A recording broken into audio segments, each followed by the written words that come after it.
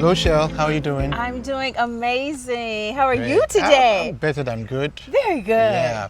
So tell us about last Thursday as an award recipient of the National Youth Shakers Awards.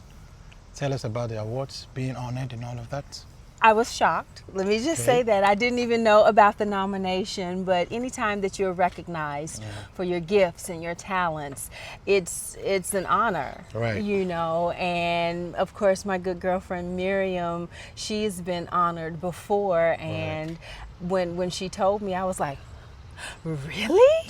And so to receive something, for someone to acknowledge the things that you do in the community, it's just always a great feeling. So I want to say thank you. Oh, you're welcome. For that. It was amazing. And just to see everyone that was being honored, it was just a good time in Alabama. Can you tell us your journey leading to the awards so far, the challenges you faced in the industry, family and all of that?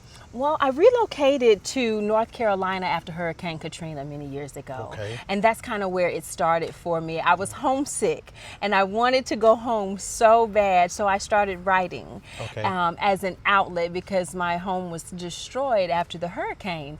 And I wrote my first stage play. And people bought tickets and came to my show. And I was like, well, wait a minute now. I might be on to something. So then I began to write more plays. And I have like 7 stage plays on my resume that I wrote and directed. And so then I was like, what else can I do? And then I wrote a short film because I wanted to see if I could cross over from stage to television and film. And this was even before I became a working actress here in Atlanta. And it worked. So after my short films hit, I said, well, let me see if I can do a feature film. And it just kept growing and growing, and God kept blessing and blessing. And so I knew that this writing and directing space that I was in was not of me, because I never wanted to be an actress. I never wanted to be a writer, never wanted to direct or anything like that. So I just kind of went with the flow of God saying, hey, this is what you should be doing. And this is what I've been doing, and it's been great. I like the God part of your stories. That tells me you kind of you're a God person? Oh, absolutely. I was raised in the Baptist church, and you know, before I transitioned to North Carolina, I was over the youth ministry at my church in Mississippi. I'm a Southern girl from Gulfport, Mississippi. So when I moved to North Carolina, I was only going up there because the kids were not in school after the hurricane, and my pastor in Mississippi partnered with the pastor in North Carolina. And so that's kind of how it all started. I was chasing after my babies because I love working with young people. And it blossomed into something that I had no idea was going to happen with my life in North Carolina. And once I finished my first feature film, the guy who played my husband in the film, he said, it's time for you to go to Atlanta. Because this when Atlanta was popping. It was like the Hollywood South. And so he said, you should come.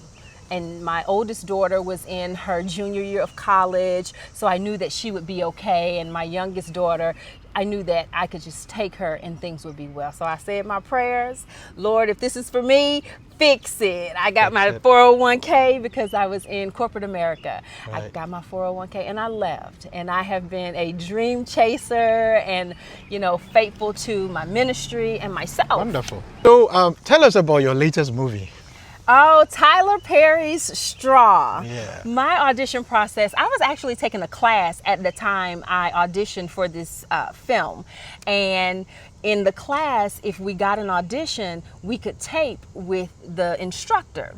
So she worked with me on my audition, and she's a part of my agency as well. She's like my mentor. So she was like, when I came to class, she was like, you ready? We're going to do this. And so we played around with the different versions of Gloria's character, and we taped, and I booked.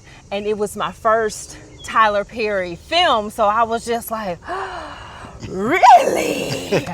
And, you know, the way that Mr. Perry works, once you're in, you're kind of in. He'll find a way to use you, especially if, you know, you're pretty decent. So I look forward to everything else he has in store for me, okay? And so I didn't I didn't know that I was going to have scenes with Taraji P. Henson. I didn't know that I was going to have, my scene with Tiana Taylor or Sinbad. So when I got the script, I was like, I get to yell at Taraji. I get to be mean to Taraji. And so it turned into something amazing. And there's a rule out at Mr. Perry Studios that if you make eye contact with someone, you have to speak. Okay. It doesn't cost you anything. It's a courtesy. So when I was welcomed to set, he was one of the first people that I saw. So I said him my hello. I was like, good morning, Mr. Perry. And he said, great audition. Great audition. You couldn't tell me anything else for the rest of the day. In my mind, I owned everything out there. So just to know that he watched my audition and gave me such an amazing compliment, I knew that my performance had to now match the expectation of what he saw. Yeah. And it did. And I've become the most hated landlord in America. And so because my character in the credits has a name, her name is Gloria. Okay. The world was saying, the landlord, the landlord. So I've started to connect Gloria and the landlord. And so people are like, oh, so you the landlord. I got a problem with you. Like, people want to fight me. And I'm just like, I was just playing. I didn't write it. Mr. Perry wrote it, but I did an amazing job.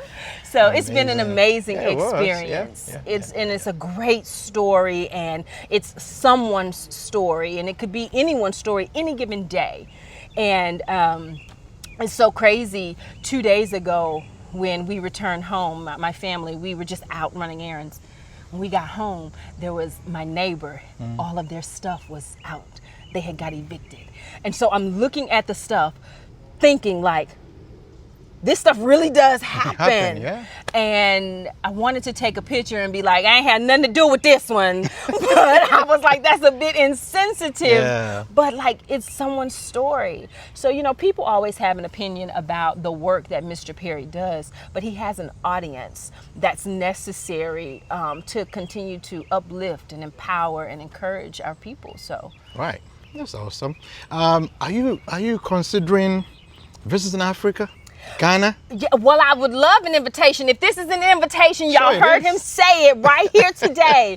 I would love to experience that. Like, I'm a teacher, at heart, and I like working with young people, and I like working with people who want to learn. And the entertainment industry is huge, right? And as a filmmaker, like, I enjoy both sides of it, being in front of the camera and also being behind the camera, because the ability to make someone's words come to life is a creative tool, and I love that. And so, yes, if that's an invitation. Yeah, this is an invitation. So, Schelle is going to come to Ghana, so watch out. Watch out. Watch out, yeah. We're planning something really big in Ghana where you come to contribute to the movie industry as well. Okay. Yes, I was speaking to one of the leaders of the movie industry in Ghana, and they're excited about it already. Yes.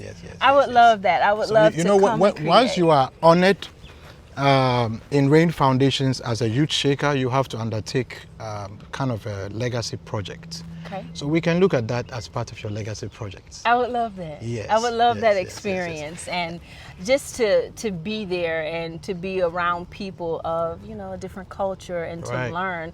It's so genuine. So, and then I get to kind of show off my craft, because it's something beautiful about making movies. Right. And probably we'll extend it beyond Ghana to Nigeria, to South Africa as well. Okay. Yes. I love a little playtime. Tell your viewers your final words. Just stay encouraged, everyone, and don't be afraid to chase your dreams, whatever they are. If they're big dreams, small dreams, commit to them, and don't be afraid to ask for what you need, because sometimes we get stuck because, we think that no one wants to help us and no one will believe in me. Believe in yourself and ask for what you need, because somebody is waiting to bless you. Somebody is waiting to bless you. Yes. This has been Reflections by author Ralph Entry.